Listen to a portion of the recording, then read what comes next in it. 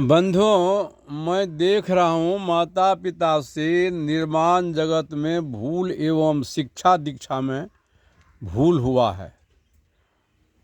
इतना ही नहीं, अभी भी माँ बाप अपने बच्चे को, जब बच्चा जन्म लेता है और थोड़ा सा उनको सहलाती है, तेल वगैरह देती है, माँ बहन लोग कहती है यल सन के, बेल सन के, धोबिया पाट सन के, कुम्हड़ा के चाक सन के, लोहरबा के लहाय सन के, बाबू रे वो पत्थल तोरा बापो है। तो वो पत्थल को किनको संतान हुआ है, किनको किनको मुख चुम्बन किया है, गोद से खिलाया है, चॉकलेट बिस्कुट ला के दिया है, तो बच्चा तो समझ जाता है कि हमार बाप ही नहीं छी, पत्थल हमारा बाप है।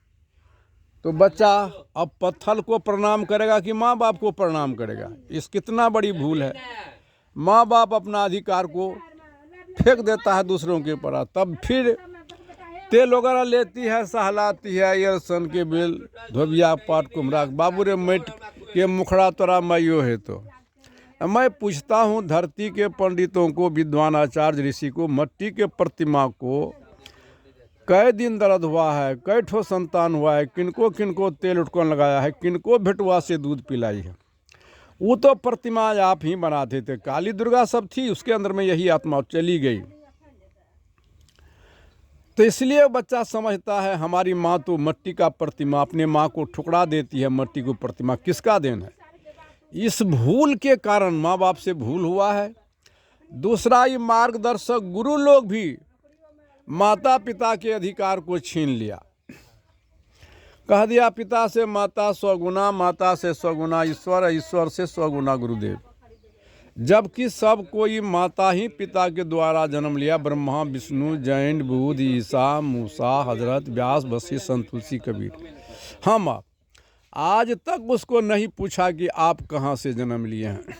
लोग इस पर विचारता नहीं, अकल के अंधे अधिकांश लोग हैं, विवेक के हीन है, उनका जो है न ज्ञान का दीपक बुझा हुआ है, समझ भी नहीं करता है, गुरुए गुरु करता है। जबकि सबका शरीर माँ के अंग में ही बनता है, जहाँ जोर जोर से कोई ध्वनि आवाज़ नहीं होता है। कुदरत को माँ के घर में गुप्त कमरे में बालों बाल बनाने में भूल नहीं हुआ है। कैसा वह कलाकार है, धन वो सुतिहार मंदिर निर्मायो, टेर घोंच घन कोरा लगायो, जिस पर विज्ञान अणु परमाणु इलेक्ट्रॉन प्रोटॉन अल्फा बीटा कहाँ नहीं पहुँच गया, परंतु चेतन पर विजय नहीं पाया है। माँ के गर्भ से निकलता है, कोई सिखा टिक रखता है, कोई सुन्नत खतना करता है, कोई कृपान क्रोस पहनता है, तो कोई कहता है बोल बम, कोई कहता है अल्लाह अकबर, कोई कहता है जय श्री राम, कोई शिव गुरु गुरुदेव गुरु महाराज की जय हो। तो कहाँ से पैदा लिया है? माता पिता के द्वारा पैदा लिया। आज माँ बाप हेमान हो गया, पत्थर भगवान फोटो गुरु हो गया। मैं चुनौती करता हूँ, जो गाड़ी में तेल मोबिल डाल दीजिए और ट्रैक खेत में रख दीजिए, ट्रैक ड्राइवर नहीं तो कई बीघा जोतेगा? कितना पागल है, सत्संग करता है ये लोग। तो ये गुरु लोग माता पिता का तो अधिकार छीन ही लिया। माँ बाप घर घर में रो रहा है। साथ जैसे नारद को विष्णु छला था, जब नारद को कुछ मोह हो गया तो विष्णु छलने के लिए एक नया माया नगरी बसा दिया। उसमें एक बहुत बड़ी सुंदरी लड़की को जो है वहाँ प्रकट कर दिया और स्वयंवर रच दिया। और जब यहाँ से नारद गए तो देखा उस लड़की का एक अनोखा रूप रेखा, कहा इससे जो बढ़ेगा, जिससे शादी होगा वह बहुत बड़ा सौभाग्यशाली पुरुष होंगे।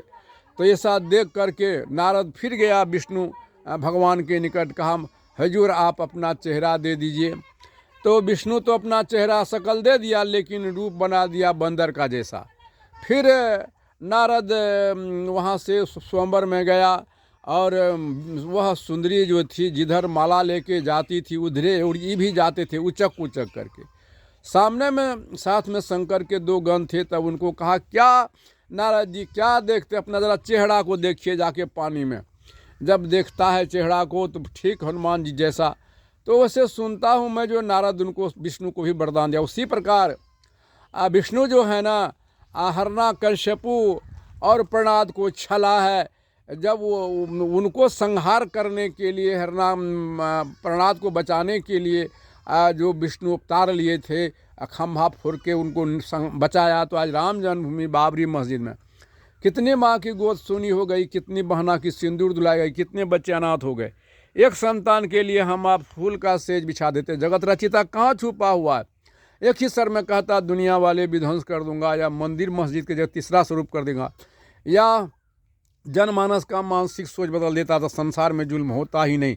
संसार में जुल्म का कारण ही मानसिक सोच समझदारी डिफरेंस हो। यही गुरुआ लोग जुल्म का खजाना है, इसको कोई सुनने वाला नहीं है।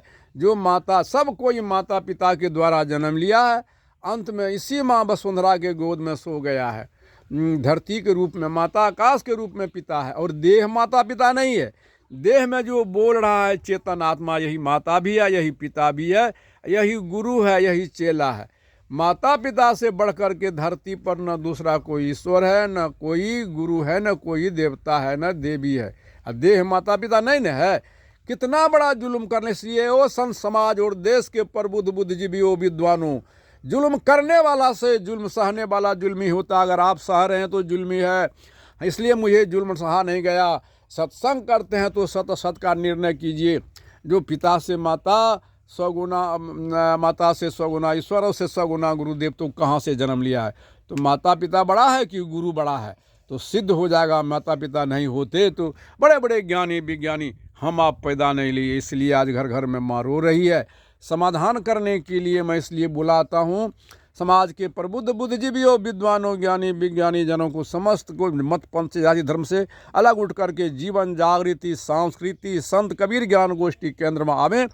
किसी एक एक विषय का अनुसंधान करने के लिए, संशोधन करने के लिए वैचारिक क्रांति करे, जन अदालत में फैसला करे, तब समाज में जो सही होता है कार्य का रूप दे, तब समाज में चैन की बांसुरी बजेगी। नहीं तो सब मानसिक, शारीरिक, आर्थिक का घोर शोषण हो रहा है। ये जुल्मी लुटेरा आज के गुरु लोग हैं। इन्हीं शब्दों के साथ विराम देता हूँ।